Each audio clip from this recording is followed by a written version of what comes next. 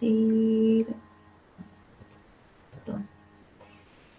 Bueno, como les había adelantado, vamos a hablar de los teoremas integrales, 3 teoremas integrales importantes, teoremas de Green, de Gauss y de Stokes, que relacionan 2 tipos de integrales. En particular, comenzaremos con el teorema de Gauss, también llamado teorema de la divergencia, que relaciona una integral triple sobre un cuerpo con un flujo. Pero para adentrarnos en esos teoremas, necesitamos conocer algunos operadores que actúan sobre funciones de 1. Esos operadores están definidos con lo que se llama el operador Nabla, que ya lo han usado, ya ha aparecido en este curso, pero ahora va a ser el protagonista de la primera parte de esta clase, porque vamos a hablar de este operador y de las distintas funciones, las distintas formas de operar con alguna función. Cuando hablamos de un operador, nos referimos a una transformación que actúa sobre una función y que devuelve otra función distinta que puede estar en otro espacio. ¿Sí? Pero operador es una transformación de una función en otra. Entonces, el operador Nabla lo podemos representar así. El simbolito es este, es como el símbolo del gradiente, y es un operador diferencial, es decir, opera derivando una función. Lo podemos denotar así como que es el vector de derivadas parciales, ya sea en R3, como se muestra acá, o en Rn, en el caso más general, tiene n componentes, y cada componente es la operación de derivación con respecto a cada una de las variables. Este operador así solo no es nada, pero lo vamos a estudiar aplicados a campos escalares o campos vectoriales. Cuando este operador se aplica a un campo escalar, ¿cómo se aplica? Nabla, este operador, no sé si lo dije, se llama Nabla. Nabla f de x es lo que conocemos como gradiente de f, gradiente de ese campo escalar. Y es un vector de n componentes, es un campo escalar en Rn, es un vector de n componentes que tienen las derivadas parciales de la f con respecto a cada una de las variables. Gradiente, ¿sí? Nuestro viejo y conocido gradiente. Pero otra forma de operar con este operador, otra operación que se puede hacer, es lo que se conoce como divergencia. La divergencia está aplicada a un campo vectorial de Rn en Rn. Lo vamos a usar de R2 en R2, de R3 en R3, pero lo podemos generalizar a más variables. En el caso general, bueno, ponemos de Rn en Rn. F es un campo vectorial que tiene n componentes, F1, F2, Fn, y la divergencia, que lo denotamos así, o div de F, o nabla puntito F. Este puntito estaría siendo las veces de producto escalar. Entonces, fíjense, si consideramos el vector nabla, que en realidad es un operador, ¿sí? Derivadas parciales, y el vector F, F1, F2, Fn, y si este puntito lo pensamos como producto escalar, ¿cómo actúa esto? ¿Qué es la divergencia? Y es la primera componente aplicada a la primera componente, es decir, derivada de F1 con respecto a X1, más segunda componente aplicada a la segunda componente, es decir, derivada de F2 con respecto a X2, más, etcétera, hasta la última, derivada de la última derivada de la última componente con respecto a la última variable. ¿Sí? Todo esto es más. Entonces, divergencia de un campo vectorial es una función escalar. Es un campo escalar porque fíjense que tengo suma. Así que el resultado, la imagen de esta operación es una escalar. Divergencia de un campo vectorial. Entonces, gradiente para campos escalares. Este operador también aplicado a un campo vectorial con el puntito es lo que se llama la divergencia. Este resultado, dije, me da un escalar. Y además, se puede pensar en otro operador que se llama el rotor de un campo vectorial que, ojo, solo está aplicado a campos de R3 en R3. Y se puede extender, se puede ver cómo quedan para campos de R2 en R2. Pero la definición del rotor es para campos vectoriales en R3. Se denota así, el operador nabla producto cruz F. Y es justamente, o sea, este operador, este símbolo de producto cruz nos ayuda al cálculo porque haríamos como un producto vectorial. ¿Qué quiere decir? Bueno, ponemos los versores, o sea, lo calculamos como un producto vectorial del vector nabla, del vector de derivadas parciales, y el campo F. El campo F es un campo vectorial en R3 que tiene tres componentes, F1, F2, F3. Entonces, ¿cómo se calcularía este producto vectorial? Y si fueran vectores de numeritos, hacemos esto por esto, menos esto por esto. Ahora no va a ser producto, porque esto es una derivada y esto es una función. En lugar de producto vamos a hacer esta derivada aplicada a F3, menos esta derivada con respecto a Z aplicada a F2. Entonces, la primera componente del rotor, que me va a dar un vector, ya están viendo, el rotor de un campo vectorial es otro campo vectorial en R3.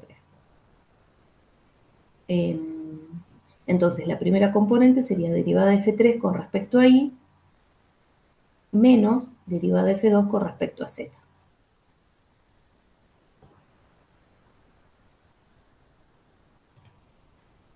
La segunda componente sería esto por esto, que es derivada de F1 con respecto a Z, menos esto por esto, que quedaría derivada de F3 con respecto a X. Segunda componente. Y la última componente es derivada con respecto a X aplicada a F2, menos derivada de F1 aplicada, derivada con respecto a Y aplicada a F1, derivada de F1 con respecto a Y. Entonces el rotor de un campo vectorial en R3 es otro campo vectorial en R3 que tiene estas tres componentes. Entonces se lo llama rotor de F o también rotacional de F. Bien, entonces tres operadores a partir de este operador nabla, que es operador de derivadas parciales. Todos estos operadores, como son derivadas, son lineales. Es decir, el gradiente de la suma es la suma de los gradientes, la divergencia de la suma es la suma de las divergencias, y el rotor de la suma es la suma de los rotores. ¿Sí? Se pueden aplicar linealmente. Y también los escalares, acá el lambda es un escalar, sale fuera del rotor de la operación de derivada. Profe, ¿puedes mostrar un poquito de divergencia? ¿Que les hago una foto? Sí. Gracias. Para que le limpie esto. Recuerden, divergencia tiene todos más acá. Me da un numerito.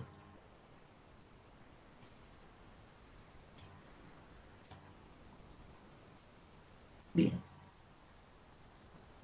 Entonces, lo que vamos a ver es, primero ahora vamos a trabajar un poquito con estos operadores y sus relaciones entre sí, y después vamos a ver el teorema de Gauss, que justamente lo que nos dice es, bajo ciertas hipótesis, la integral de la divergencia de un campo vectorial en un cuerpo del espacio es igual al flujo hacia afuera de ese campo a través de la superficie frontera de ese cuerpo.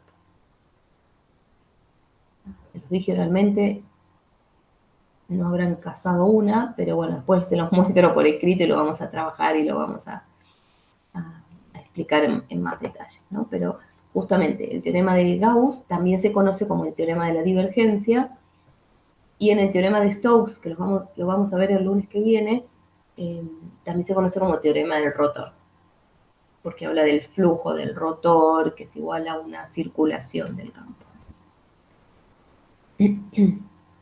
Bueno, propiedad, es lineal. Otras propiedades que se pueden demostrar muy fácilmente calculando las derivadas es que el gradiente del producto de dos campos escalares, acá f y g son campos escalares, y esto, fíjense, esto es un f por g, es un campo escalar, con el operador Nabla aplicado a un campo escalar es gradiente. Entonces, el gradiente del producto es igual a f por gradiente de g más g por gradiente de f. ¿Sí? El primero sin derivar por las derivadas del segundo más el segundo sin derivar por las derivadas del primero. O sea, es la regla de derivación de un producto, pero aplicado ahora a derivadas parciales y al gradiente. La demostración obviamente se puede hacer muy fácil, viendo que el gradiente del producto es el vector de las derivadas parciales del producto, y cada derivada parcial del producto, acá derivamos con respecto a xk, y aplicamos la regla del producto en cada componente. ¿Sí? Entonces, derivada con respecto a x1, derivada con respecto a x2, derivada con respecto a xn, y esto lo podemos, este vector, lo podemos acomodar, bueno, separando las sumas y sacando factor común f, que multiplica todas las derivadas parciales de g en un término, y en el otro sacamos factor común g, que multiplica a todas las derivadas parciales de f. Bien, gradiente del producto. Después hay otras propiedades, creo que están enunciadas al inicio de la práctica 10, se demuestran en forma similar. Acá tenemos la divergencia del producto vectorial de dos campos escalares. Obviamente f y g tienen que ser campos escalares, sí, tienen que ser campos escalares en R3 para que esté definido el producto vectorial. Bueno, nada, este enunciado ahí en la guía, al inicio se puede demostrar calculando este producto vectorial y después la divergencia, y calculando este lado y viendo que son iguales. Otra propiedad, fíjense, tenemos la divergencia del campo vectorial obtenido como producto de un campo escalar por un campo vectorial. Divergencia. ¿Esto qué es? Esto es el gradiente del campo escalar por el campo vectorial más campo escalar por divergencia del campo vectorial. Vamos a demostrar esto para campos, para campos en R3. Esta F mayúscula, que es el campo vectorial, vamos a decir que tiene componentes PQ y R. Son las F1, F2 y F3, pero en lugar de llamarlas así, las llamo PQR. Entonces tenemos que calcular divergencia de F por el campo vectorial, es decir, la divergencia de F por PQR. Recordando que F, P, Q y R son campos escalares en R3, o sea, son funciones que dependen de tres variables. Al hacer este producto de f por PQR, me queda f por P, f por Q, f por R. Tengo que hacer divergencia. Recordamos que es la divergencia. Es tomar la primera componente y derivarla con respecto a la primera variable. Tomar la segunda componente y derivar con respecto a la segunda variable y sumar esos términos. Y tomar la última componente y derivar con respecto a la última variable.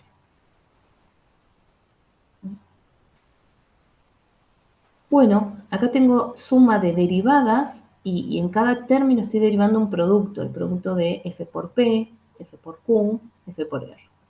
Entonces calculo estas derivadas haciendo regla del producto, ¿no? Es derivada del primero por el segundo sin derivar. Voy a poner esto de ver. Acá. derivada del primero por el segundo sin derivar, más el primero sin derivar por la derivada del segundo. Después la derivada con respecto a y es derivada de la primera por el segundo sin derivar, más el primero por la derivada del segundo. La última, derivada con respecto a z, es derivada de la f por r sin derivar, más f por la derivada de r.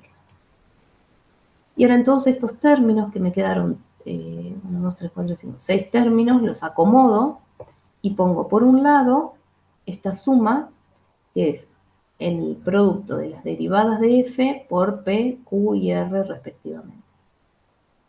Y los otros términos, fíjense que son todos los que tienen f sin derivar. F sin derivar por las derivadas de p, q y r.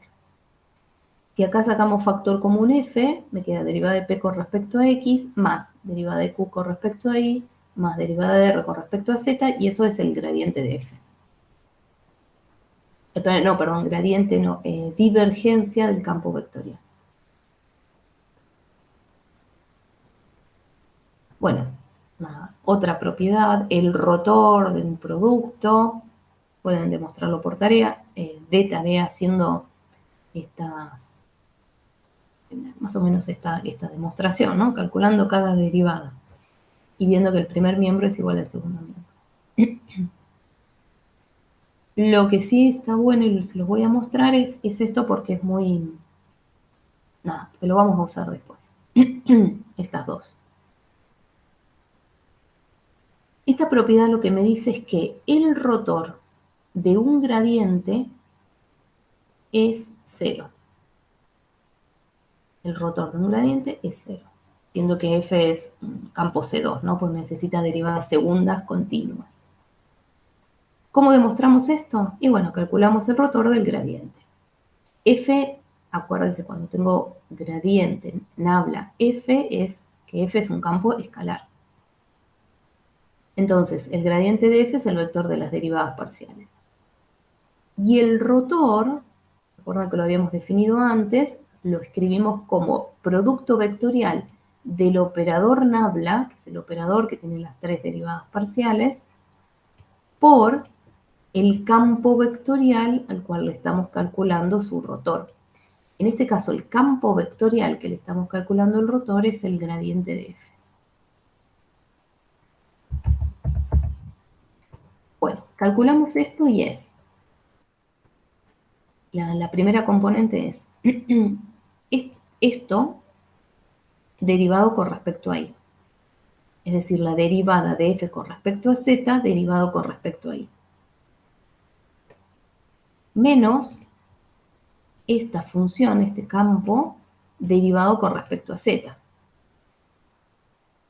¿Sí? Así que es derivada de derivada de f con respecto a y eso derivado con respecto a z. Bueno, fíjense en estos términos. Acá tengo una resta de derivadas segundas. La primera es la derivada segunda de f con respecto a y con respecto a z. Y el segundo término es derivada de f con respecto a z y con respecto a y. Asumiendo que tenemos un campo C2 con derivadas segundas continuas, el teorema de Schwarz-Bonnet me dice que las derivadas segundas cruzadas son iguales. Entonces, si resto estas derivadas cruzadas, me va a dar un hermoso 0. Entonces, la primera componente es 0. Bien. Para todas las otras componentes pasa lo mismo. Fíjense, la segunda componente es derivada de f con respecto a x, derivada con respecto a z. Es lo que está acá. Menos derivada de f con respecto a z y eso derivado con respecto a x. Es esto que está acá. De nuevo, son las derivadas segundas cruzadas con respecto a z con respecto a x, como en una función C2, son iguales esas derivadas, entonces cuando resto me da 0. Y finalmente la otra también. La última componente tiene derivada de f con respecto a y y eso derivado con respecto a x, menos derivada de f con respecto a x, derivado con respecto a y. De nuevo, estoy restando derivadas segundas cruzadas que son iguales, así que me da 0. Una vez que demostramos esto, está demostrado acá en clase, tienen que saber de dónde sale, pero después, digamos, acuérdense de esto. De ahora en más, el rotor de un gradiente, siendo F un campo C2, el rotor de un gradiente es el nulo, es el vector nulo. Un gradiente no tiene rotor, no tiene rotor, no nulo. ¿Podría mostrar la propiedad 5 del nulo? Sí. Propiedad 5. Creo que, a ver si vamos con la práctica.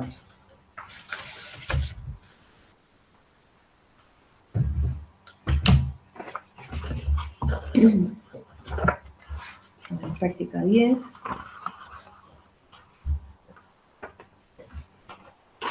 Rotor, sí, es el 1E F por rotor más gradiente por acá. Sí, 1E de la práctica 10, que dice demostrar eso. ¿Está?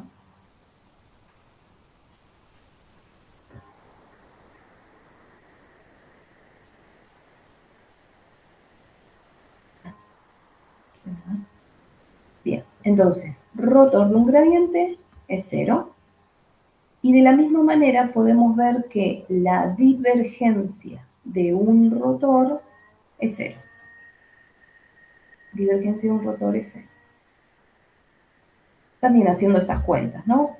Si F es un campo en R3 que tiene componentes PQR, el rotor es derivada de la última con respecto a I menos derivada de la segunda con respecto a Z, la primera componente, bueno, la otra es esta y la otra es esta, ¿no?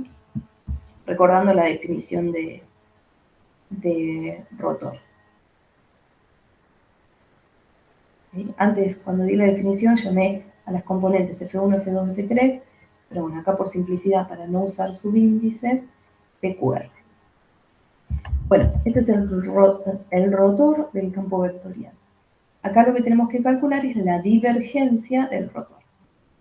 ¿Qué era la divergencia? Era tomar la primera componente, derivarla con respecto a X y sumar. Recuerden esto, que la divergencia siempre da un escalar, es una suma de derivadas. El segundo término es la segunda componente del campo derivada con respecto a Y. Y la última componente, el último término de la divergencia es la última componente derivada con respecto a Z. Bueno, si calculamos estas derivadas, acá tengo que derivar esta resta, así que tengo derivada con respecto a X de la derivada de R con respecto a Y, que es la derivada segunda, que es la derivada segunda de R con respecto a X con respecto a Y, menos derivada segunda de Q con respecto a X y con respecto a Z. La otra componente es derivada, derivada segunda de P con respecto a Y con respecto a Z, menos derivada segunda de R con respecto a Y con respecto a X. Y la última componente, las derivadas quedan derivada segunda de Q con respecto a Z y con respecto a X, menos derivada segunda de P con respecto a Z y con respecto a Y.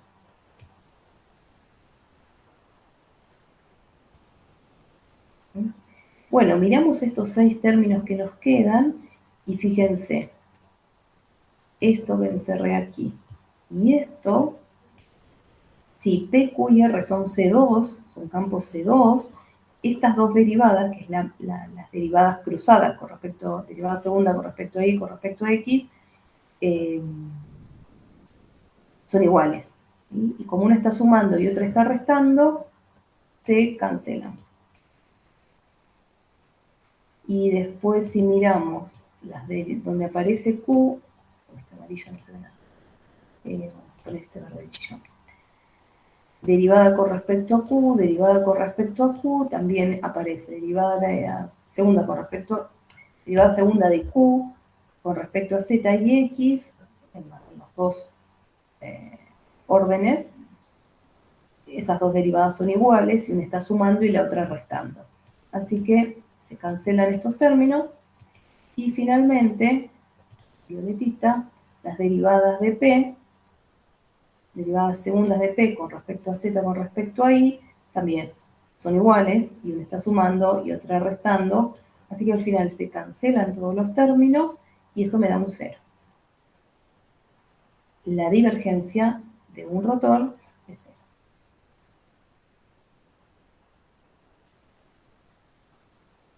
Importantísimas estas dos propiedades,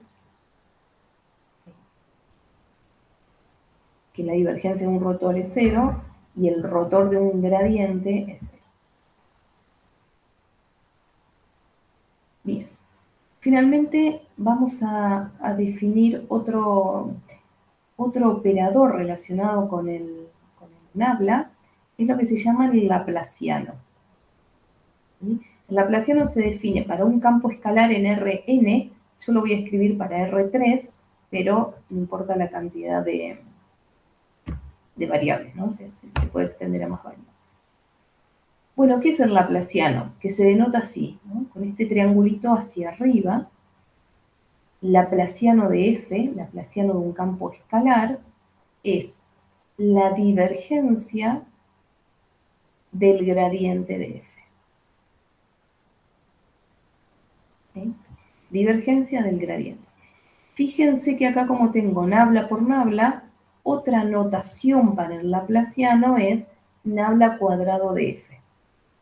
Esto que está acá y esto que está acá son notaciones para determinar esto, el laplaciano de f. Pero la definición es esto, es la divergencia del gradiente. Acá lo vamos a calcular. Divergencia del gradiente. Escribo el gradiente como el vector de las derivadas parciales. Al hacer la divergencia, definición de divergencia es tomar la primera componente y derivarla con respecto a la primera variable. Entonces, si derivo esta primera componente con respecto a la primera variable, me da derivada segunda de f con respecto a x dos veces.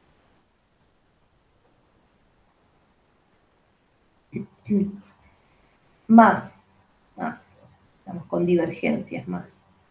Derivada de la segunda componente con respecto a la segunda variable, que sí. Entonces derivo esto con respecto a y, me queda derivada segunda de la f con respecto a y. Más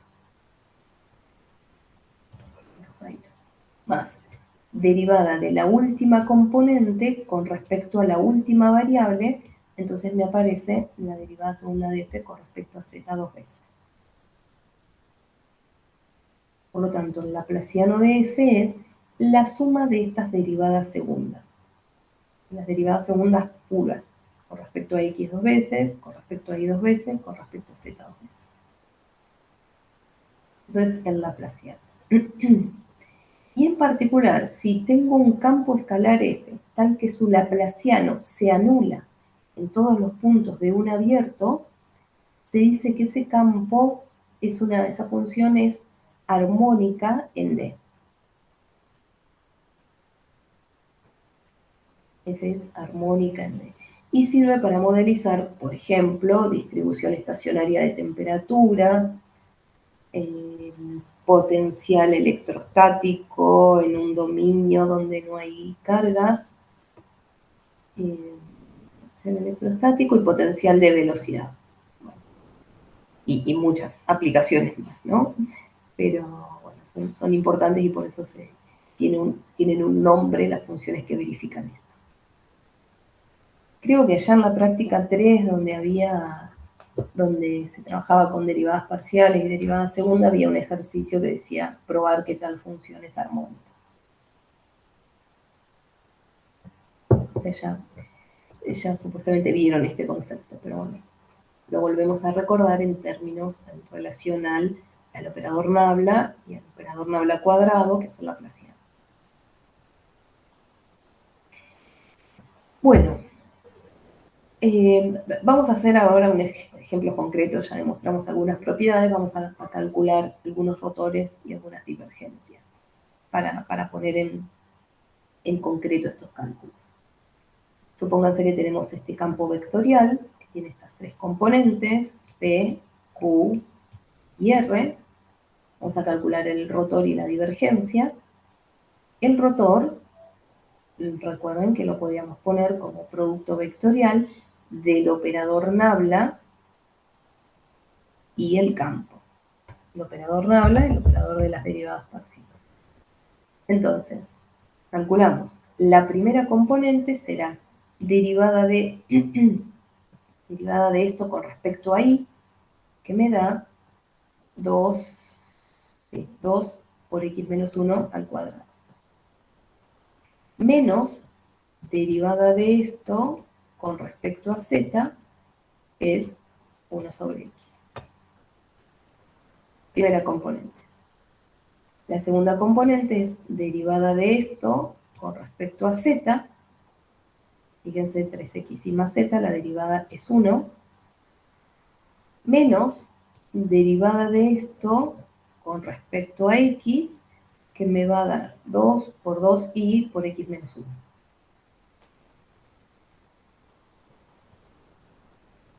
Y la última componente tiene la derivada de z sobre x con respecto a x, que es menos z sobre x cuadrado, menos derivada de esto con respecto a y, derivada de esto con respecto a y, que me queda 3x.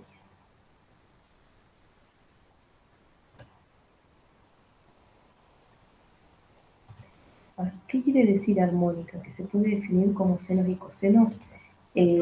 No. En este contexto, armónica es que el laplaciano sea cero en un dominio abierto.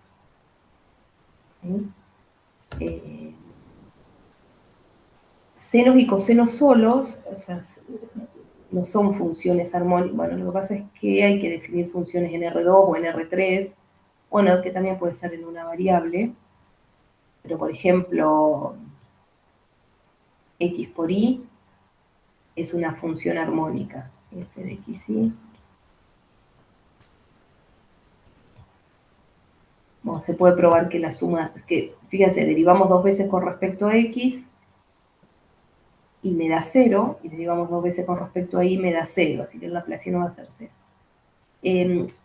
Acá está escrito el laplaciano en R3, obviamente si estamos en R2, solo aparecen las primeras dos términos, los primeros dos términos. Entonces, esta es una función armónica, otra, ¿querés que aparezcan senos y cosenos? Puede ser esta, igual a x, coseno de y. Fíjense, derivamos 2 veces con respecto a x y me da lo mismo, y derivo 2 veces con respecto a y. Cuando derivo una vez me aparece menos seno, derivo otra vez y me queda menos coseno, o sea, derivo 2 veces con respecto a y, me da menos esta función, así que la suma de las derivadas segundas me da 0. Otra armónica en todos lados excepto en el origen.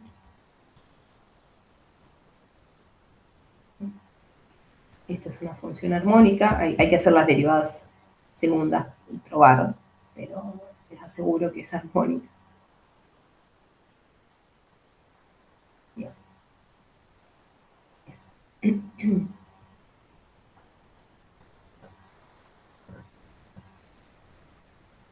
Profe, Sí.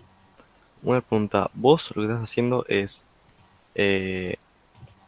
hacer el producto vectorial entre la derivada de x, pero ¿de qué componente?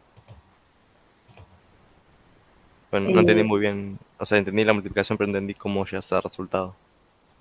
¿En este caso o cómo es la definición del rotor? No, en este caso. Ah, ¿en todas las componentes? Sí, en la primera y ya en la segunda creo, la saco yo. Por ejemplo, 2 por x menos 1 al cuadrado menos 1x. Mirá, es derivada con respecto a y de la última componente del campo. Sí. ¿Sí? No sería producto, sino que es esta derivada aplicada acá. ¿Sí? Derivada con respecto a y aplicada a esto, menos derivada con respecto a z aplicado a z sobre x. Ah, ahí está. Entendí. Eso se restaría. O sea, tengo tres componentes del campo vectorial y tengo que calcular derivadas parciales, pero de esta forma. Esto es la primera componente, ¿no? Al derivar con respecto a y, 2x menos 1 al cuadrado. Y esta derivada con respecto a z, 1 sobre x. Ahí está, ahí Esta es entendí. la primera componente. Y las otras similares, ¿no? Es aplicar la derivada a la componente correspondiente. Sí. Ahí entendí, gracias. Bien, de nada. Bueno, este es el rotor. Es un campo. Por ahora no nos dice nada. Después el lunes, que vamos a ver el teorema de Stokes, vamos a ver la interpretación del rotor. ¿Qué quiere decir esto del campo? Sobre todo cuando este campo F representa, por ejemplo, la velocidad de un fluido, ¿sí? Que es este rotor. O cuando representa un campo electrostático. Decía, lo vamos a ver el lunes porque el lunes es el último teorema que vemos, el teorema de Stokes, tiene que ver con el rotor. Y para este campo vamos a calcular la divergencia. Recordamos que divergencia es tomar la primera componente y derivar con respecto a la primera variable, más tomar la segunda componente del campo y derivar con respecto a y, más la última componente del campo derivada con respecto a z. ¿Sí? Voy a escribir acá abajo estas derivadas. Si derivo esto con respecto a x, me da 3i. Si derivo z sobre x con respecto a y, me da 0. Y derivo 2i por x menos 1 al cuadrado con respecto a z, y me da 0. Entonces la divergencia es 3i.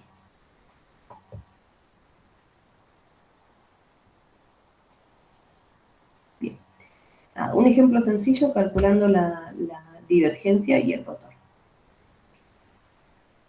Ahora vamos a cerrar con una interpretación de la divergencia, ¿sí? Para entender ahora el teorema de la divergencia, el teorema de Gauss. Supónganse que un campo F representa la velocidad de un fluido. ¿Qué es la velocidad? La velocidad es un vectorcito cuyo módulo es la rapidez, es decir, cuánto se desplaza por unidad de tiempo, y la dirección me dice hacia dónde se desplaza. Una velocidad. Vamos a tomar acá un campo muy sencillo, es este x0. Si pensamos que es la Profe, velocidad, profe, sí, disculpe, preguntaron qué es lo que calculaste arriba de la divergencia. arriba de la divergencia, antes de la divergencia, el rotor. Ah,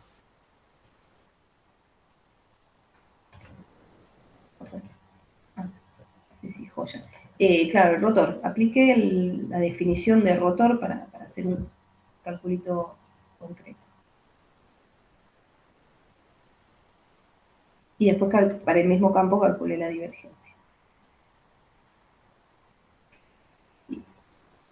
Entonces decía, vamos a pensar que tenemos un fluido, no sé, un río, NR2, la superficie de un río, tal que en cada punto la velocidad es x0.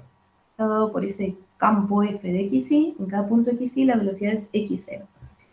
Esto nos dice que cada partícula se desplaza en la dirección de x, en la dirección de la x positiva, bueno, acá en la dirección de las x positivas, y que la rapidez, es decir, el módulo, es chiquito, cerca del eje x, y después se va agrandando.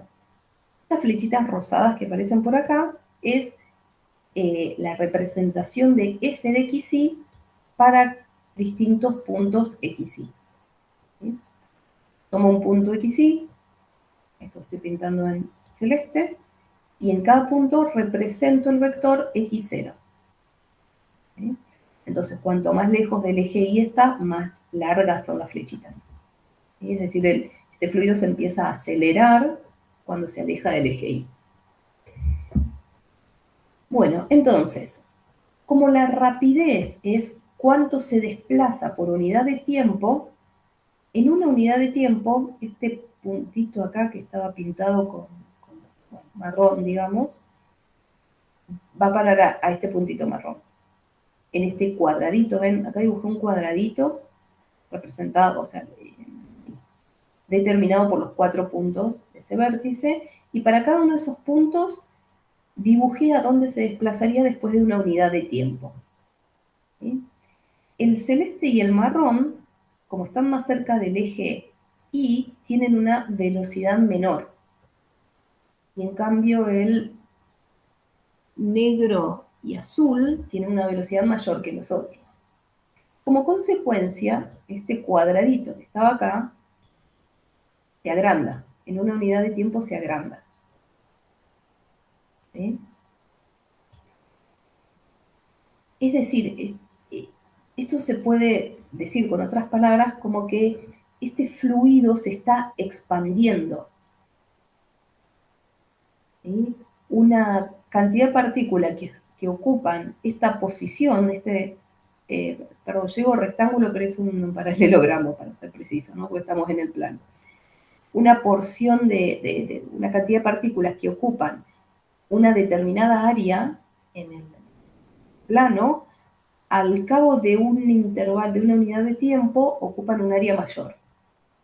Y si seguimos rastreando,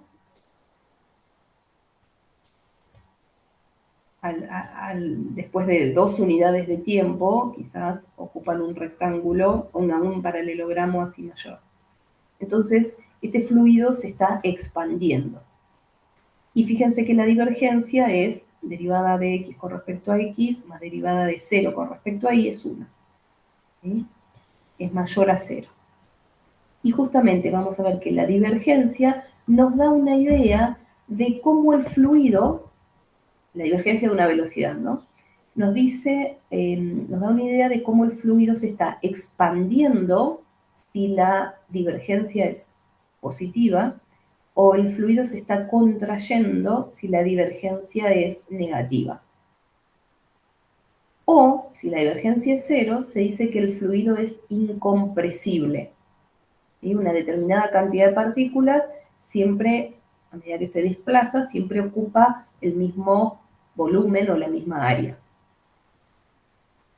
Entonces, la divergencia de un campo de velocidad me da una medida de cómo el fluido se está expandiendo o contrayendo.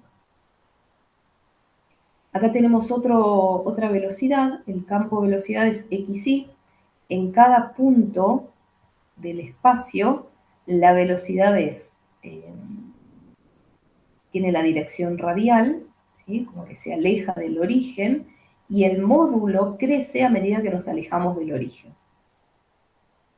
La divergencia es derivada de la primera con respecto a x1 más derivada de la segunda con respecto a y1 es 2, es positiva. Bueno, y fíjense acá también marqué 4 puntos, naranja, azul, verde y celeste, y marqué a dónde estarían después de una unidad de tiempo. ¿Sí? Entonces vemos que un conjunto de partículas que ocupa esta región del río, del plano, del lago, donde sea que estemos modelizando con esta velocidad, al cabo de una unidad de tiempo ocupan esta región del plano. Entonces vemos que este fluido se está expandiendo.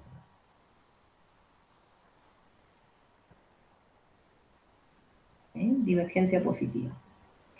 Y en este caso, este campo menos ix, en cada punto xy, fíjense que La velocidad está graficada acá con las flechitas rosadas. Tiene una dirección que es perpendicular a la dirección radial. Para este punto XY, la velocidad es perpendicular. Este F es perpendicular al vector XY.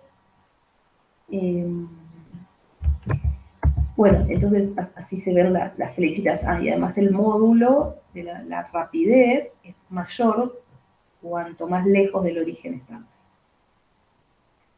Podemos ver que si rastreamos un rectangulito en este dominio, en distintos intervalos de tiempo, y el rectangulito no cambia el área.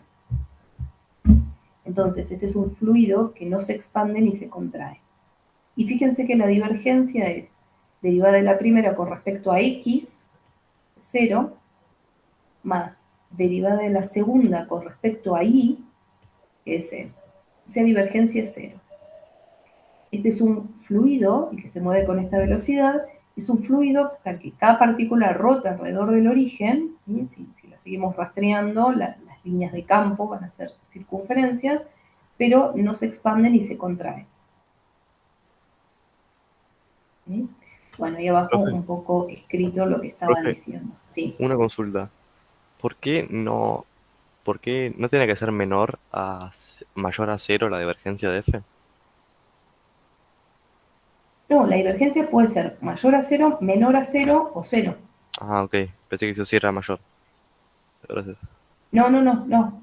De hecho, mira, si en lugar de este campo yo tengo el campo menos X, menos Y, la divergencia me da menos 2, negativo. Y ahí el fluido se estaría contrayendo, ¿no? Exactamente. En ese caso, la velocidad tiene esta dirección, pero las flechas van hacia el centro. Entonces, si un conjunto de partículas que está acá, al rato, después de una unidad de tiempo, viene acá, se está contrayendo. Y es el fluido con dirección inversa, con sentido inverso. Gracias. Entonces, la divergencia puede ser positiva, negativa o 0. Y ojo que, bueno, en estos ejemplos que son muy sencillos, nos dio divergencia constante, pero, miren acá, voy a cambiar de color para que se vea. Acá en el ejemplo que hicimos antes, la divergencia depende del punto. Será positiva para algunos puntos, negativa para otro y 0 para otro. En general, la divergencia cambia punto a punto. En estos ejemplos, y para mostrarle gráficamente la interpretación de la divergencia, yo puse campos sencillos que me dio divergencia constante, ¿sí? Pero podría cambiar.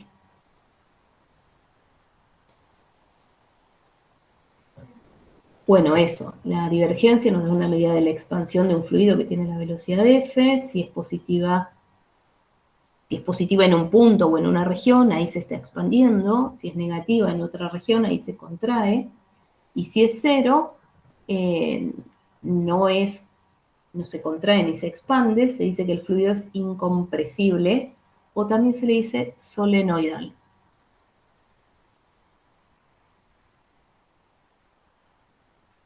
Entonces, un campo de velocidades o un campo es solenoidal si su divergencia vale 0 en algún dominio D.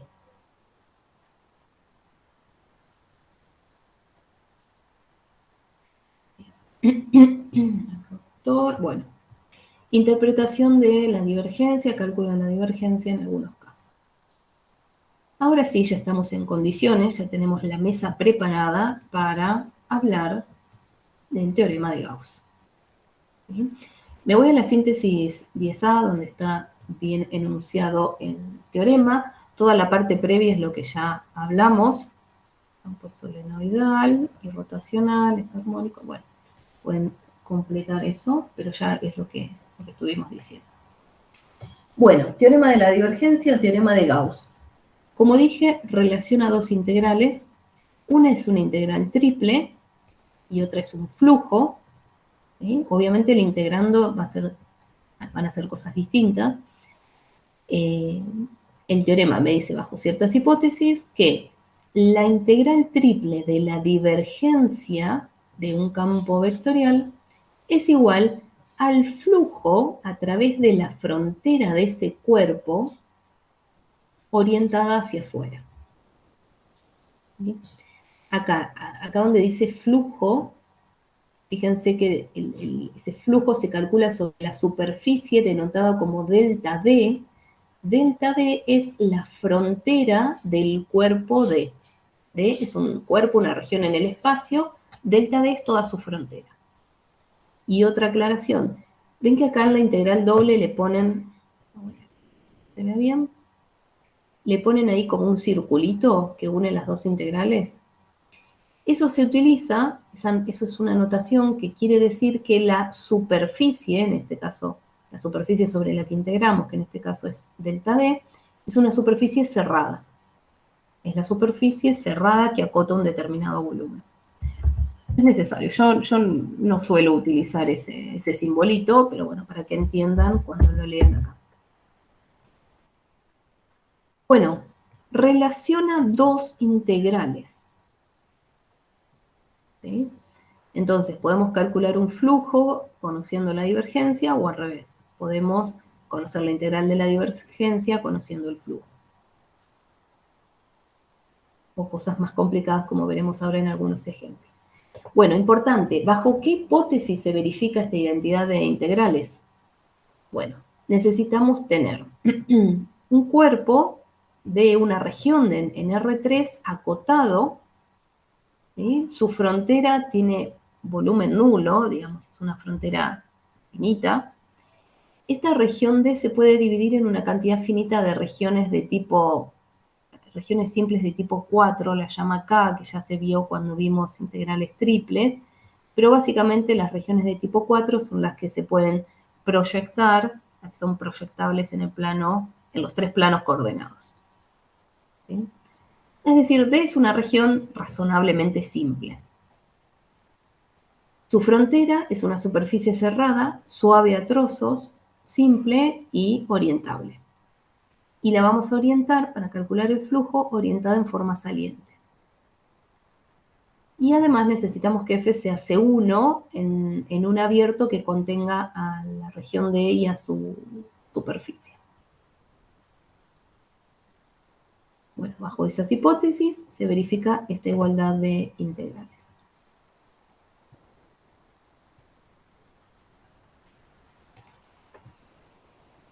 Vamos a hacer un ejemplo.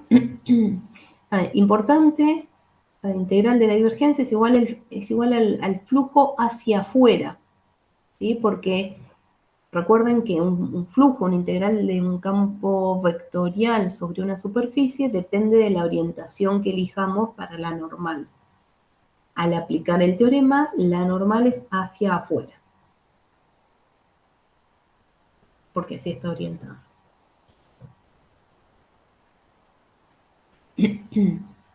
Bueno, hagamos un ejemplo. Fíjense, tenemos este campo. Bueno, un poquito nomás. Ahí. Tenemos este campo que tiene estas componentes, es un campo en R3. Me dicen que C1, fíjense que acá hay una G que no conocemos. La F está dada en función de una G que no conocemos. Y me dicen, calcula el flujo de F a través de la superficie frontera del cuerpo definido de esta manera. ¿Sí? Me pide calcular un flujo. Nosotros conocemos la definición de flujo, pero si aplicamos la definición de flujo, vamos a estar en un problema porque tenemos acá una función g que no la conocemos. ¿Sí? Entonces no va a ser posible calcular el flujo con la definición. En cambio de eso, como me piden el flujo a través de la superficie frontera de un determinado cuerpo, en lugar de calcular el flujo, podemos calcular la integral de la divergencia. ¿Por qué? Porque este cuerpo es un cuerpo simple de tipo 4, se puede proyectar en los tres planos coordenados. La superficie frontera tiene volumen nulo. ¿Qué otras hipótesis había? La superficie frontera es suave a trozos, es orientable, le estamos orientando hacia afuera, y el campo es C1, porque nos dice ahí el enunciado. O sea, se dan todas las hipótesis de este teorema, podemos calcular el flujo que nos piden calculando esta integral. ¿Sí? Que va a ser más fácil, con la esperanza de que en esta integral no intervenga g. En general pasa eso, si nos piden calcular algo y hay una función que es desconocida, quiere decir que seguramente en los cálculos esa función desconocida va a desaparecer. Bueno, vamos a calcular entonces la integral triple de la divergencia en este cuerpo. Divergencia de f, ¿sí? Es derivada de la primera componente del campo con respecto a x. ¿Sí? Vamos a hacer eso primero. Derivada de esto con respecto a x. Fíjense que el primer término no depende de x y el segundo sí. Y en el segundo hay un producto de funciones de x. Entonces derivamos como un producto. Derivada del primero, 1, por el segundo sin derivar, me queda g de xy. Ojo acá al interpretar esta g, porque ahora tenemos que derivar esta g. Esta g no es una función de xy, sino que es una función que tiene un solo argumento, una sola variable, es decir, está definida en R. Ojo porque esto es una cuestión de interpretar la escritura, que muchas veces se confunden, creen que es una g de xy y hay que calcular derivadas parciales. Pero no, porque no tiene la coma. ¿Sí? Es un pequeño detalle en la notación que tienen que estar atentos. ¿Sí? Si dice g, paréntesis, x, y, paréntesis, no quiere decir que depende de dos variables. O sea, tiene un solo argumento y acá cuando no hay nada quiere decir que hay un punto de multiplicación. ¿Sí? Esto sería g evaluado en x por y. O sea, tengo la composición de una g, que es una función de R en R, con otra función, no sé qué le pongo h, que sí depende de dos variables.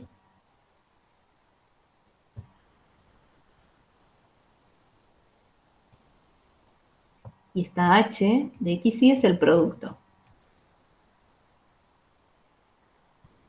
H de x, y es x por y. ¿Sí? Entonces acá en g de x y tengo la composición de g con h. Bueno, es un comentario con respecto a quién es esta g para ver cómo se deriva. ¿Sí? Porque si lo interpretan mal, no se les va a eliminar la g. Bien, estábamos derivando este término con respecto a x, teníamos derivada el primero por la g sin derivar, más el primero, x, por la derivada de esto con respecto a x. Y acá como tengo una composición, es el producto de las derivadas. La derivada de g, que es una sola derivada porque tiene una sola variable, por eso la ponemos g', evaluada en x por y, por la derivada de lo de adentro, sería la derivada de esta h con respecto a x, que es y.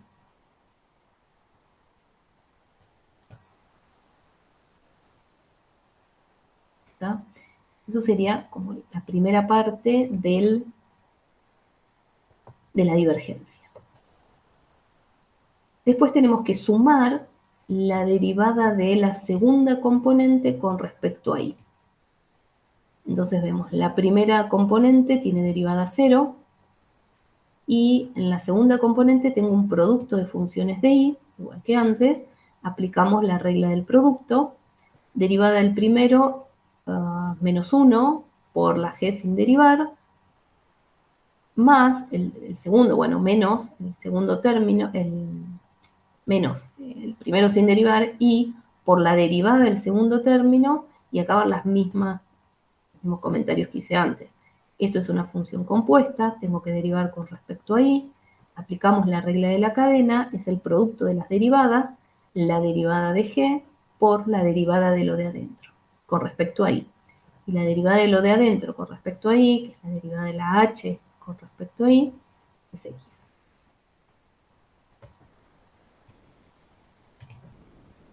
Bien, y el último término de la divergencia es derivada con respecto a z de z cuadrado. Eso me da 2z.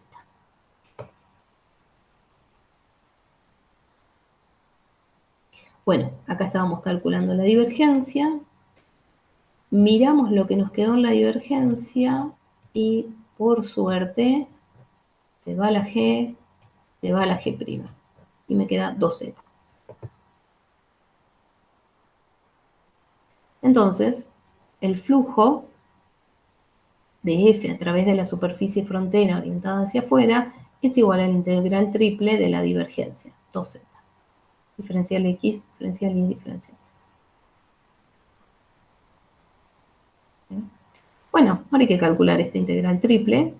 ¿Cómo la podemos hacer? Bueno, acá abajo está calculada. Podemos integrar primero en z con los límites dados por el piso y el techo. El techo en realidad es una superficie esférica, pero acá directamente me dice, el z va entre 0 y esto. Entonces, en la primera integral que integramos en z, integramos entre eso y eso, ¿no? Acá está. Integramos 2z diferencial z entre 0 y raíz de 4 menos x cuadrado menos y cuadrado. Bueno, una primitiva de esto es z cuadrado, evaluado en los extremos, me queda al final esto.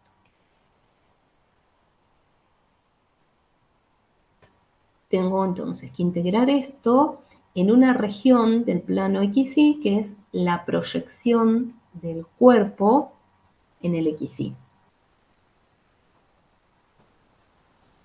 Se puede observar acá que la proyección, la sombra, que es esto que está pintado en gris, es la intersección de la superficie esférica con el plano z igual a 0. Eso me va a dar una circunferencia, me va a dar 4 menos x cuadrado menos y cuadrado igual a 0, o sea, es una circunferencia de radio 2. Así que finalmente tengo que integrar esto, 4 menos x cuadrado menos y cuadrado, en una circunferencia de radio 2. Si prestamos atención y escuchamos, esta integral nos está pidiendo que la pasemos a polares. ¿Sí? Pasamos a polares. Esto en polares me queda 4 menos r cuadrado. Multiplicamos por el jacobiano. Y como el dominio de integración, acá dice, el dominio de integración es el círculo de radio 2, integramos con r entre 0 y 2 y θ entre 0 y 2pi. Así que bueno, acá tengo 4r menos r cubo, que una primitiva es 2r cuadrado menos r cuadrado sobre 4, evaluamos entre 0 y 2, calculamos la integral.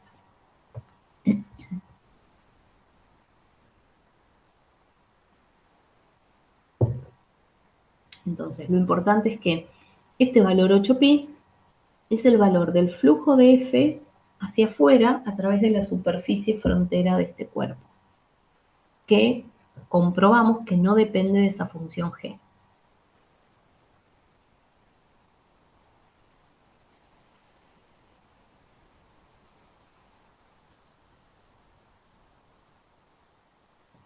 Bien. Primer ejemplo muy sencillo de aplicación del teorema de Gauss. Fíjense que acá dice calcular el flujo a través de la superficie frontera de un cuerpo. Me dicen superficie frontera, ya es una superficie cerrada. Y podemos aplicar directamente Gauss, o teorema de la divergencia. ¿Qué pasa si me pidieran la integral solamente por ejemplo, en el casquete esférico este? Y bueno, si la integral, el flujo a través del casquete esférico. Bueno, ya la superficie no sería cerrada. Entonces no se puede aplicar así nomás directamente el teorema de Gauss. ¿Pero qué se puede hacer? Vamos a ver este segundo ejemplo donde plantea una situación parecida a eso. Nos piden el flujo a través de la superficie sigma de ecuación igual 5 menos x cuadrado menos z cuadrado, con y mayor o igual a 1, orientada hacia y más, y me dicen quién es f. ¿Sí? me están pidiendo el flujo a través de esta superficie. Fíjense, miramos esto, ¿qué superficie es? Un paraboloide elíptico. Exactamente, es un paraboloide elíptico con eje en el eje Y. ¿Sí? Es este, estaba pintadito acá en la caja. Me piden flujo a través de esa superficie, ese pedazo del paraboloide que incluye todos los puntos que tienen I mayor o igual a 1. Flujo a través de sigma. Sigma es esto que está pintado en naranjita. No es una superficie cerrada, no es la frontera de un volumen, porque no estamos considerando la tapa. Los puntos con igual a 1, o sea, no se incluye en sigma la tapita de acá abajo. Porque me dice sigma tiene esta ecuación, hasta igual a 1.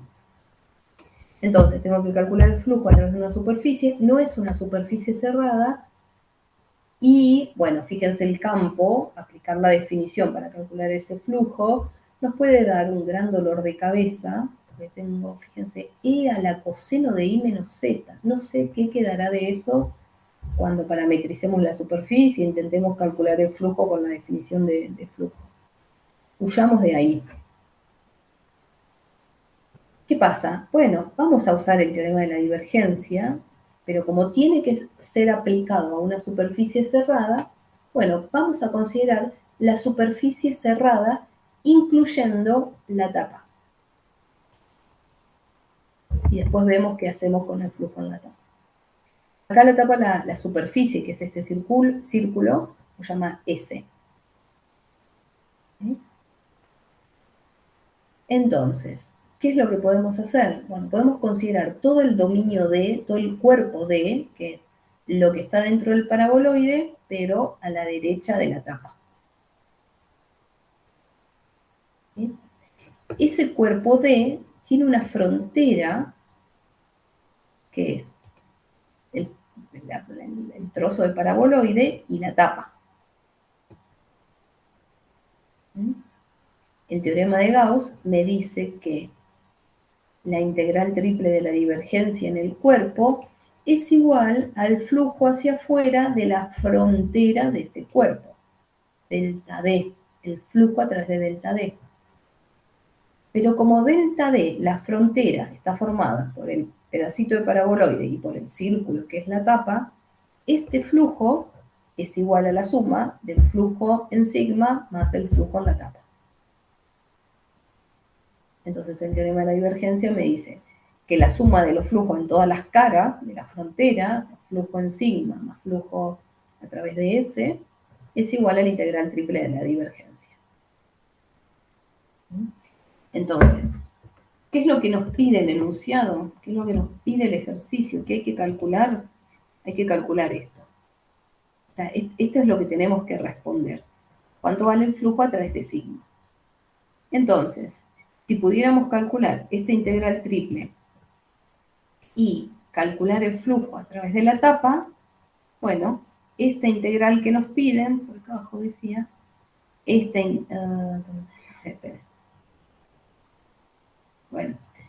la integral en sigma va a ser la integral triple menos la integral en la tapa, menos el flujo en la tapa.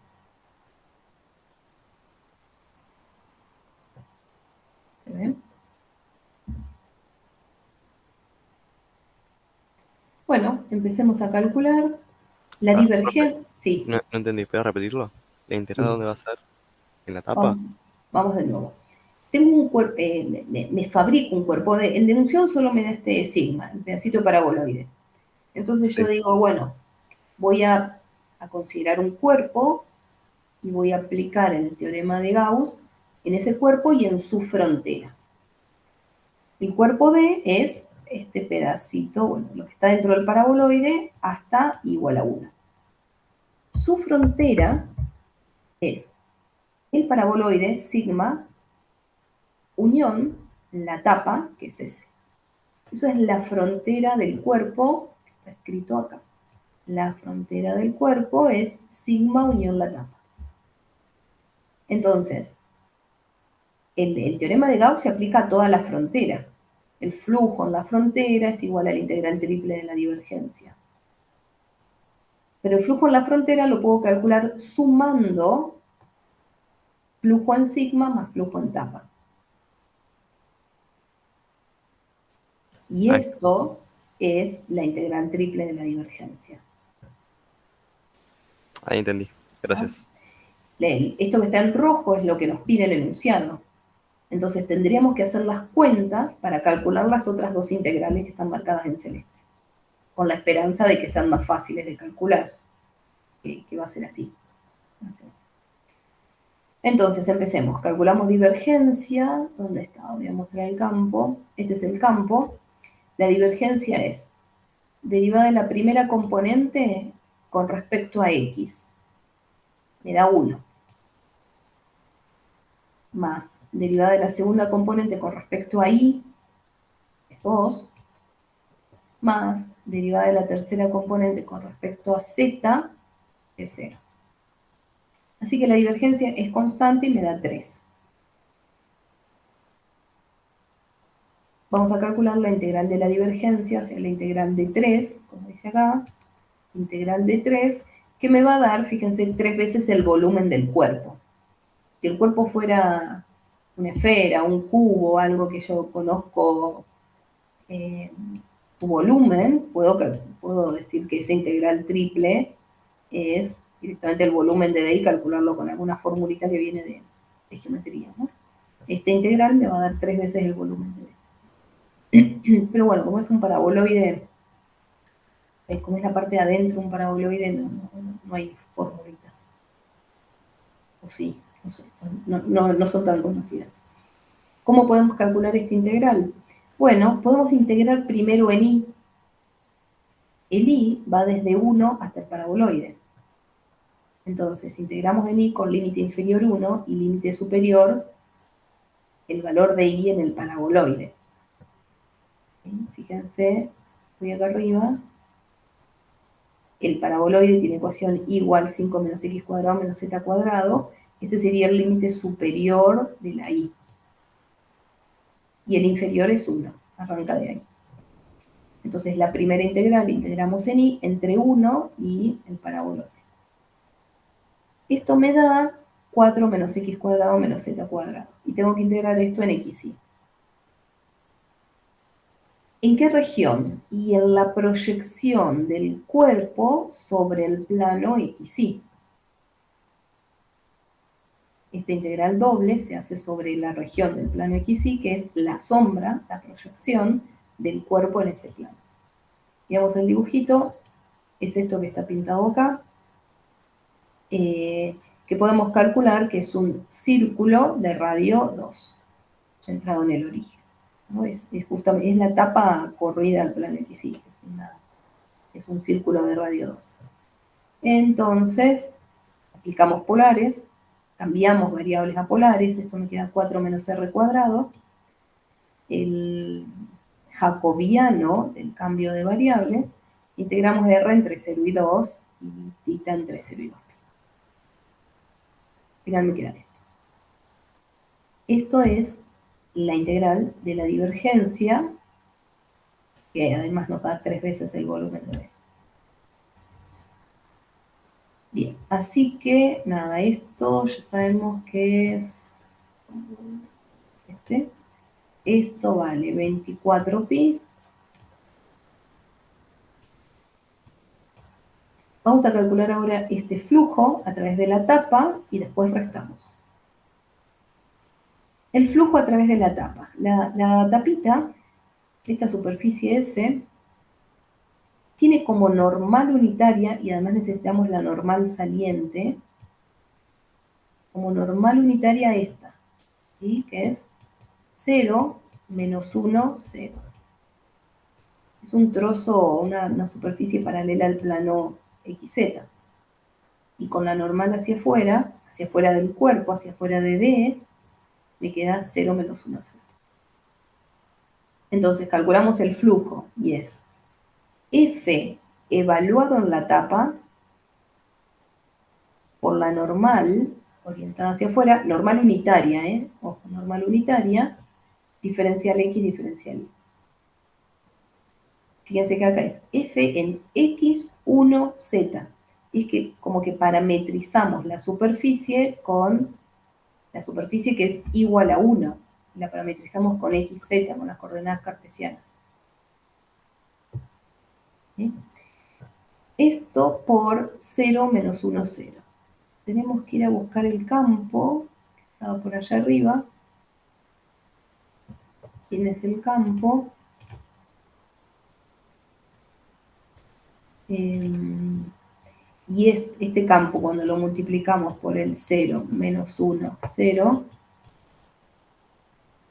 fíjense que nos da menos 2i.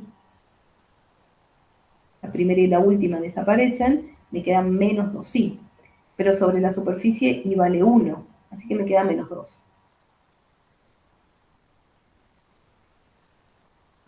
Calculo por acá. Acá me da el menos 2, que es este producto escalar, y tengo que integrar en x y z sobre la proyección, sobre la sombra en el plano xy, porque estamos usando esas coordenadas para parametrizar la superficie. Bueno, y esto que está acá va a ser el área de esa proyección, que es pi por radio cuadrado, porque es un círculo, pi por radio al cuadrado, por el menos 2 que tenía antes. O sea, esto es menos 8pi.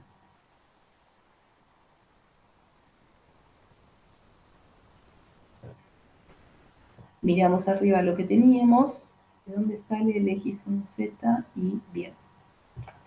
Vamos a recordar, nos preguntan de dónde sale esto. Tenemos que recordar la definición de flujo. ¿Sí? ¿El flujo qué es? Es F evaluado en la superficie, evaluado en una parametrización, y en este caso lo vamos a parametrizar con xz, la superficie es igual a 1, escribo por acá, la parametrización de la superficie,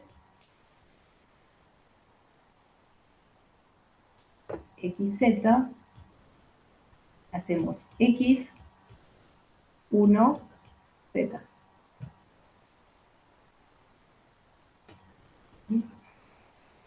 Y si hacemos g' de x por g' de y, g' de z, me va a quedar, no sé si 0, menos 1, vamos a poner menos 1, 0. No sé si las cuentas acá me va a dar 1 o menos 1, pero no importa, necesitamos que sea hacia afuera, así que nos quedamos con el menos 1. Si las cuentas me dio el más 1, después le cambio el signo porque necesito que sea hacia afuera. Esto sería la normal que tiene que apuntar hacia afuera del cuerpo, ¿no? Vuelvo acá. ¿Cómo se calcula el flujo? Es F, evaluar la parametrización, por esa normal. G' de X, producto vectorial, G' de Z. Integrado en X y en Z.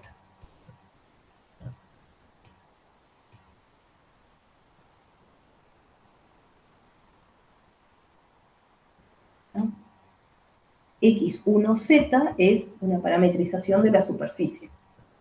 Y el 0 menos 1, 0 es la normal que surge de esa parametrización.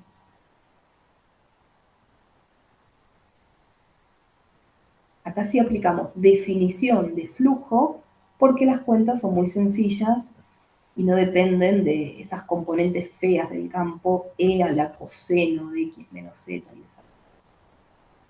Este flujo lo podemos calcular por definición tranquilamente.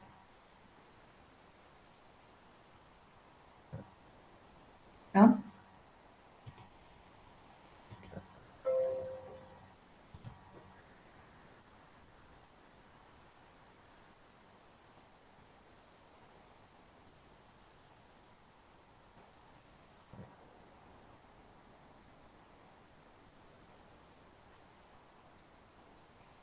Bueno, el flujo en la capa hacia afuera del cuerpo nos dio menos 8pi. Vamos arriba. Esto es menos 8pi.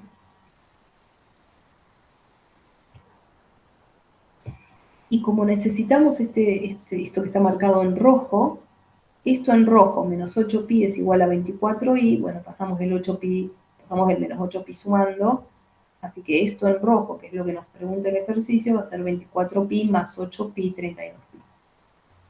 Profe, Sí. abajo no veo de dónde sale menos 2. Ah, sí, porque la cuenta está más arriba. Miremos que tenemos que hacer f en x1z, producto escalar el 0 menos 1, 0. Tenemos que ver quién es el f. Lo miramos acá. El f es esto que estaba en el enunciado. Cuando hacemos el producto por 0 menos 1, 0, me va a dar menos 2i. Cuando lo evalúo en la tapa, como el i vale 1, esto me da menos 2. Tengo que evaluar esto en puntos de la forma x1z. Y ese es el menos 2 que aparece allá.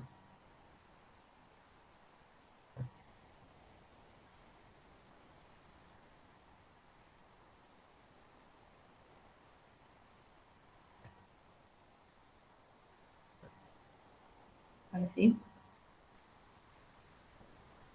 Sí, ahí está, profe, gracias. Bien. Bien. Que sería el menos 2 que está dentro, pero como es constante, sale afuera del integral para mostrar que esta integral que queda acá es el área de la región, área de la proyección. Que como esa proyección es un círculo de radio 2, pi por radio cuadrada.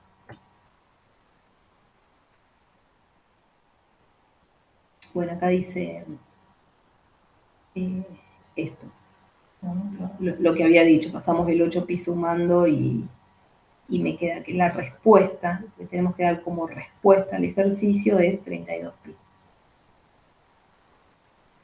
que es el flujo a través de la superficie solo del paraboloide.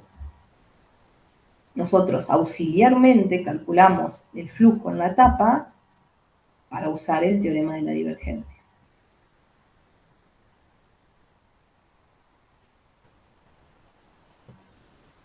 Bueno, muy bien, teorema de la divergencia con 2 ejemplitos. Después con Carla van a hacer muchos más ejemplos de aplicación del teorema de la divergencia. Quiero pasar al siguiente teorema, teorema de Grimm. ¿Veis? Es otro teorema integral famoso que relaciona dos tipos de integrales. En este caso, este teorema se aplica a regiones y campos vectoriales en el plano. Relaciona la circulación de un campo en R2 a través de una o a lo largo de una curva cerrada con un integral doble sobre una región. Relaciona y dice que es igual. ¿Qué cosa? La circulación de un campo F a lo largo de una curva simple cerrada que es frontera de una región D. Y ahí lo agrando un poquito, esa circulación es igual a la integral doble sobre la región D, la región que está dentro de la curva, de este campo escalar. Este campo escalar es, ahora vamos a ver qué es. ¿Sí? Entonces eso, una circulación con un integral doble. ¿Qué es lo que necesitamos? Bueno, una región del plano que se la pueda dividir en una cantidad finita de regiones simples de tipo 3, es decir, regiones proyectables en el eje X y en el eje Y. Regiones elementales. Que su frontera tiene que ser una curva cerrada, suave a trozos, simple y orientada en sentido positivo. Y F es un campo vectorial C1, que tiene derivadas parciales continuas, en un abierto que incluya a D y a su frontera, y ese campo F es en R2, tiene una primera componente y una segunda, que la vamos a llamar P y Q. Primera componente y segunda componente. Entonces, bajo estas hipótesis, el teorema de Green me dice que la circulación de F a lo largo de la frontera de esa región D es igual a la integral doble de Q' de X menos P' de Y. Esta diferencia de derivadas parciales. La segunda componente del campo derivada con respecto a X menos la primera componente derivada con respecto a Y. Bien, un comentario con respecto a la orientación de la frontera. Dice orientada en sentido positivo. Esa curva es la frontera de una región D. Y la frontera está orientada en sentido positivo si cuando al recorrerla en ese sentido, la región D queda a la izquierda.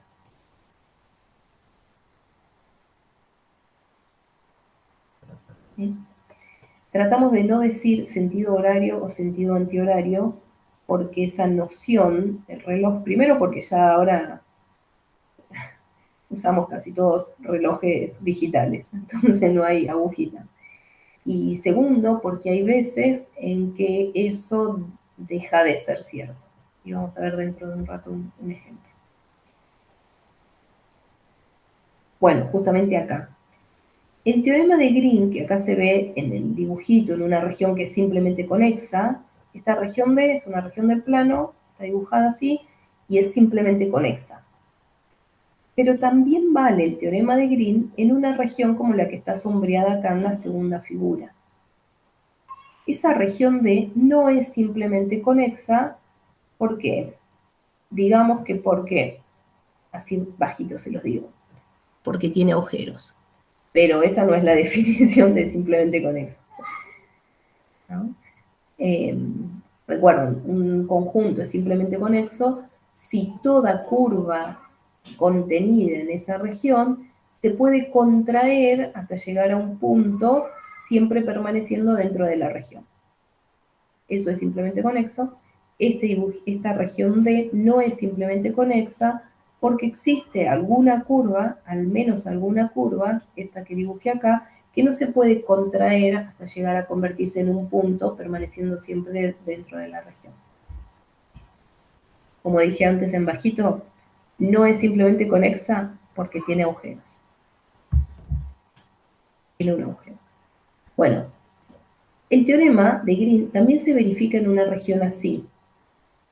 Y me dice el teorema que la integral doble de Q' de X menos P' de Y es igual a la circulación a través de la frontera de la región D. El tema es que acá la frontera está formada por dos curvas, C1 y C2. Entonces, la circulación a través de la frontera de la región D, como la frontera es C1 y un C2, la circulación a través de la frontera va a ser la circulación sobre C1 más circulación sobre C2. La frontera tiene que estar positivamente orientada. ¿Qué quiere decir? Cuando recorro la frontera, cuando recorro C1 y C2, lo tenemos que hacer en un sentido tal que la región D quede a la izquierda. Entonces, la orientación de C1 es con estas flechitas, ¿sí? Cuando caminamos así, por C1, la región D queda a la izquierda. Pero para recorrer C2 de forma tal que la frontera quede a la izquierda, lo tenemos que recorrer así. ¿Sí? Y esto sería el sentido horario. ¿Sí? Acá es donde cambia el sentido positivo y lo que conocemos o interpretamos como sentido horario y antihorario. ¿Sí? Así que recuerden eso, un sentido positivo es cuando caminamos y me queda la región a la izquierda.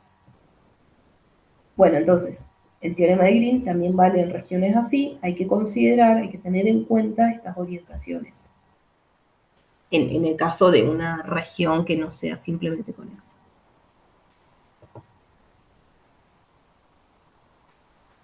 Bien, vamos a aplicar el teorema a un ejemplo, lo tenemos aquí abajo.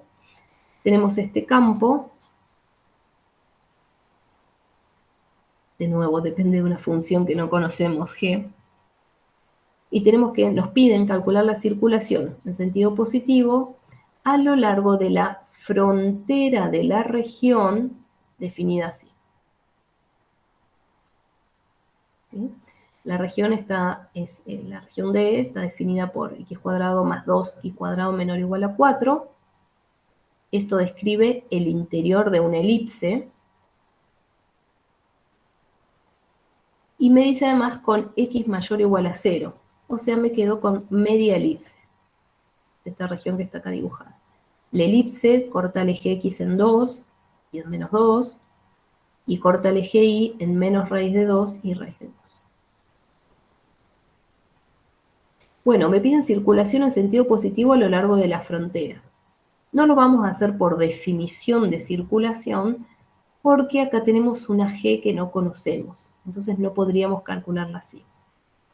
La podremos calcular con el teorema de Gauss a través de una integral doble. Y vamos a ver, lo que tenemos que lograr es que no dependa de g para poder terminar el cálculo, ¿no?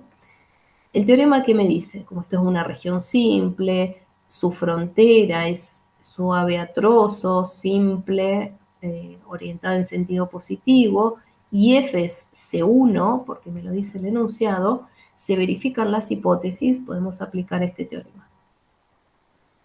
Me dice el teorema que la circulación a lo largo de la frontera de la región es igual a la integral doble sobre la región D, sobre el interior de la curva, de Q' de X menos P' de Y. Vamos a calcular estas derivadas. En este caso, lo dice acá, la primera componente, P de X y, es X por Y más una función de X, y la segunda componente es X cuadrado. Así que derivada de Q con respecto a X es 2X, y derivada de P con respecto a Y es X. O sea, tengo la integral doble en la región D de X, diferencial X diferencial. Bueno, calculemos esto, que fíjense ya no depende de G.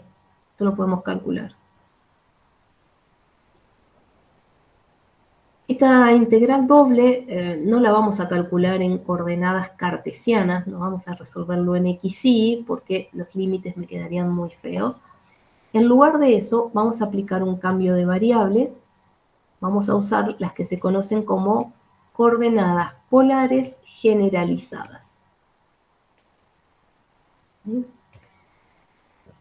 Es decir, reemplazamos x por 2r coseno de tita e y por raíz de 2r seno de tita. ¿Sí? Las coordenadas polares típicas es cuando ahí y ahí, r coseno, r seno, que sirve para representar fácilmente círculos. Como acá tenemos una circunferencia, vamos a multiplicar el x y el y por un numerito para que me queden después los límites constantes. ¿Sí? Multiplicamos la x por el semieje horizontal de la elipse, que en este caso es 2, y la y la multiplicamos por el semieje vertical, raíz de 2. Bueno, proponiendo este cambio de variables, esta región D se representa con esto, moviendo R desplazándose, recorriendo el intervalo entre 0 y 1. ¿Sí? Porque fíjense, a ver, en el curso 24 nosotros hicimos un ejemplo utilizando estas coordenadas, pero los del 9 no sé si las habían visto, por eso me detengo a analizar estas coordenadas polares generalizadas. ¿Qué iba a decir? La región está representada primero por x mayor o igual a 0. ¿Sí? X mayor o igual a 0.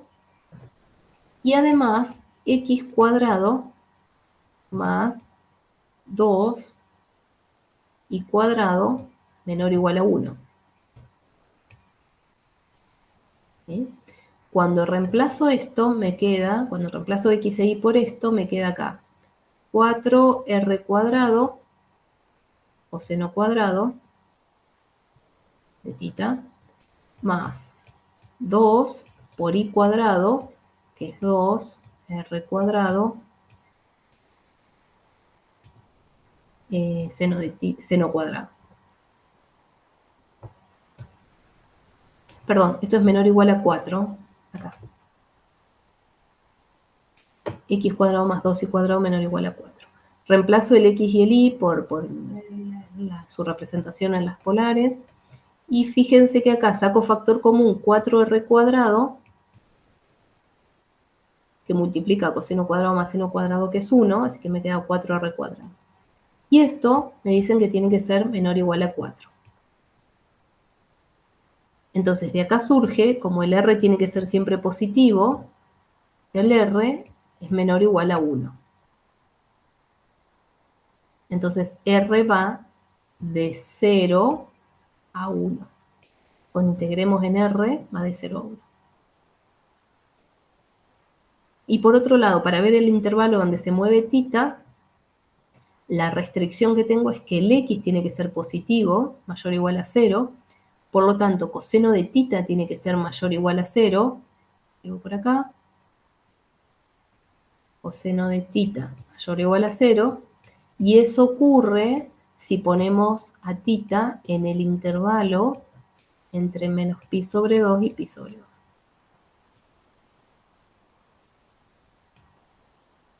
2. Entonces ahí determinamos los límites, los límites para la integración en estas coordenadas polares generalizadas. Fíjense acá, el tita se va a integrar entre menos pi sobre 2, pi sobre 2. Entonces, a ver, tenía que integrar x diferencial y. Vamos a las coordenadas polares generalizadas, pongo el x, integro r entre 0 y 1, tita entre menos pi sobre 2 y pi sobre 2, pero ojo porque estamos haciendo cambio de variable. Bueno, un cambio de variable. En todo cambio, en un integral doble, hacemos un cambio de variable, tiene que aparecer el jacobiano de la transformación. ¿Sí? Valor absoluto del jacobiano. ¿Cómo se calcula en este caso? Bueno, en todos los casos el jacobiano es el determinante de la matriz de derivadas parciales. Les dejo a ustedes que hagan este cálculo. I' de r, I' de tita. Esta sería la matriz de derivadas parciales. Tienen que calcular estas derivadas. Tomar determinantes y chequear que quede 2 raíz de 2 por r.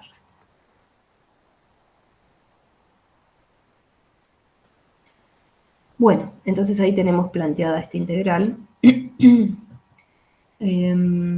Juntamos todas las constantes y me queda 4 raíz de 2 coseno de tita. Y tengo acá un r cuadrado para integrar. Una primitiva de r cuadrado es r cubo sobre 3. Integrado entre 0 y 1 me da 4 tercios raíz de 2 coseno de tita. Y luego tengo que integrar coseno de tita entre menos pi sobre 2 y pi sobre 2. Una primitiva es seno de tita. Y esto me va a dar 2. Por eso al final me da ese resultado.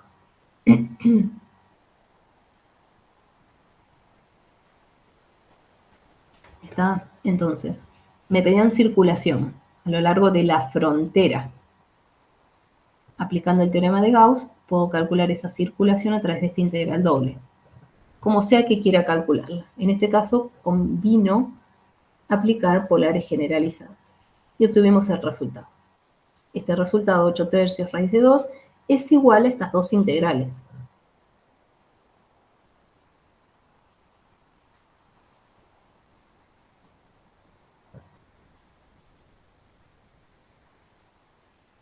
Bien. Muy bien. En este ejemplo, nos dijeron, calcule la circulación a lo largo de la frontera de la región. O sea, nos pedían una circulación sobre una curva cerrada que es frontera de una región. ¿Sí? O sea, directamente para aplicar el teorema. Un ejemplo un poco más difícil es si me pidieran la circulación de determinado campo a lo largo de, por ejemplo, este trozo de elipse. ¿Sí? Esa curva que está en rojo tiene esta ecuación, x igual a raíz de 4 menos 2y cuadrado, que es, bueno, la misma elipse que teníamos antes, ¿no? El mismo pedacito de elipse que teníamos antes. Pero ahora me piden circulación de esa f, creo que no es, voy a mirar, 2. Es casi el mismo campo, le sumaron el más 2 en el otro ejemplo, pero no es el mismo. Ahora cuando derivemos el más 2 desaparece. A ver, este campo es x por y más g de x, x cuadrado más 2. Entonces, este es un campo, me dicen que es C1, me piden la circulación a lo largo de esta curva roja. Esta curva roja no es frontera de una región, y entonces no podría aplicar directamente el teorema de Gauss, de Grimm, el teorema de Grimm. Pero sí lo podríamos aplicar si agregamos un pedacito de curva para cerrarla. ¿Sí? Como hicimos en el otro ejemplo con Gauss, que le pusimos la tapa para cerrar una superficie, ahora le podemos poner una cuerdita para cerrar la curva. Le vamos a agregar esto que está en verde, que lo llamamos gamma. De esta manera queda definida una región D cuya frontera es la curva C, el pedacito de elipse, y la cuerdita, la soguita que puse para cerrarla. ¿Sí? Podemos aplicar el teorema de Gauss ahora a la curva completa, a la curva cerrada, C unión gamma. ¿Sí?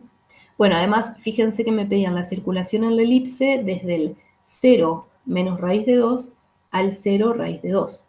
Entonces, esta curvita C tiene esta orientación dada por esta flechita, entonces gamma la orientamos hacia abajo. De esta manera, con las orientaciones mostradas en el gráfico, la frontera de D queda orientada en sentido positivo.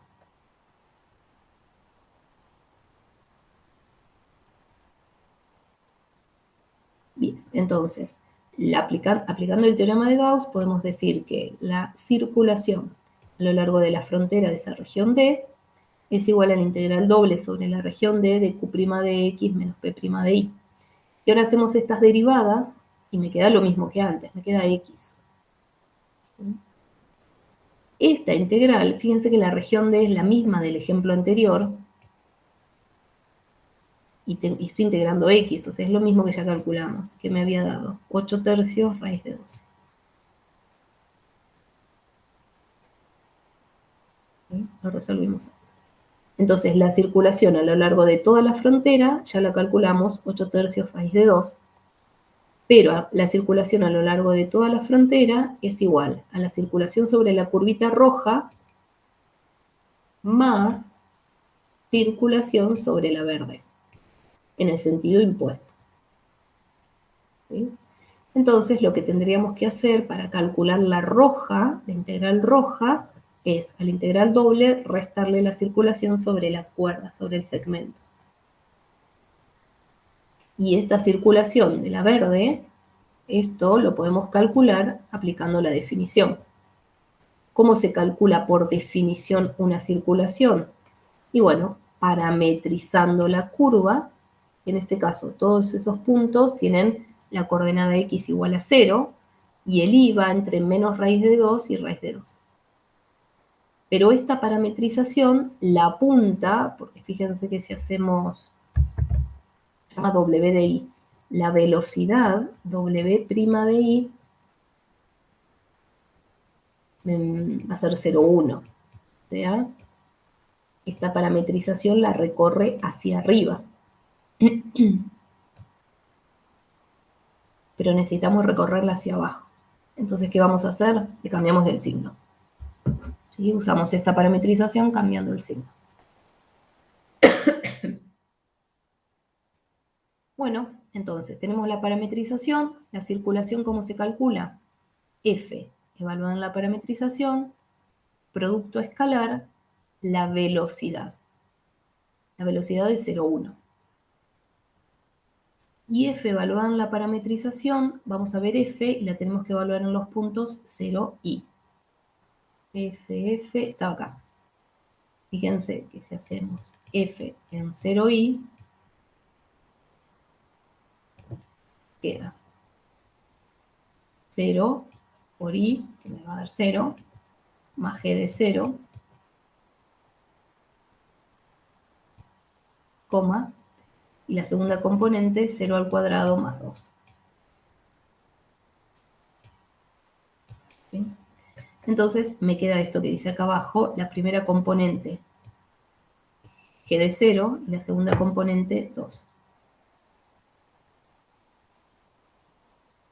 Y la velocidad es 0,1,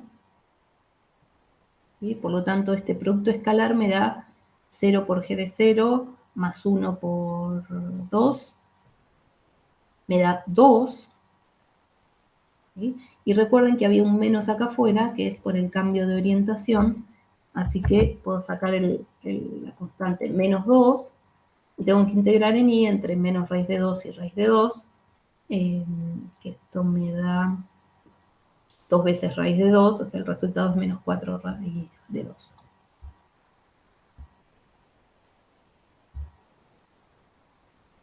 ¿Sí? Entonces, ¿dónde estaba? Acá arriba, fíjense. En esto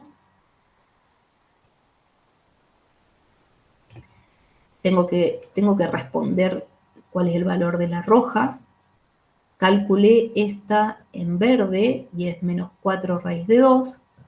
Y esta integral doble que la calculamos en el ejercicio anterior, 8 tercios raíz de 2. Por lo tanto, la circulación roja, circulación sobre la curva roja es integral doble, 8 tercios raíz de 2, menos 4 raíz de 2. Y es así como termina el ejercicio.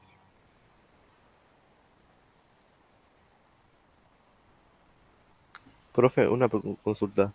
Sí. Siempre vamos a tener que hacer eso de despejar una integral. No, siempre no, depende de lo que te pregunte. Ok. A ver, si te piden una circulación sobre una curva cerrada, ya directamente es así como está el teorema de Grimm. Pero si te piden una circulación sobre una curva que no es cerrada y vos presentís que no se puede resolver aplicando la definición de circulación, y que va a ser mejor aplicar Green, bueno, en ese caso tenés que agregar un pedacito de curva para cerrarla, para que te quede una curva cerrada que es frontera de una región simple. Y bueno, quizás en ese pedacito que le agregaste la integral sea fácil de calcular, y entonces tenés que, en ese caso sí tenés que, bueno, hacer esto de despejar. En muchos ejemplos hay que hacer esto, pero no te puedo decir que en todos. Ok, gracias. De nada. Bueno, por ahora vamos a dejar aquí. Ya hicimos bastante por hoy. Ahora en un rato con Carla van a practicar Gauss y Green. Y bueno, el Perdón, lunes nos enfrentamos a Stokes. Sí. la clase del lunes no se subió, ¿no? No sé si ya lo habías dicho, ya es medio tarde. ¿El lunes pasado? Sí, o sea, sí, de hace 2 días. O por ahí lo busqué mal, ¿Qué pero quiere me decir parece que no se que subió. no se subió? Yo puse los links. Ah, habré buscado mal, puede ser. Bueno, ahora me fijo de nuevo. ¿Sos del curso 9? Sí, o sea, de tu curso. Del 24. A ver. Ahora sí, 24. ¿Será? A ver, Ahora me fijo ¿será de nuevo. que sí, Cassandra Ríos, sí, sos del 24. A ver, ¿será que me olvidé?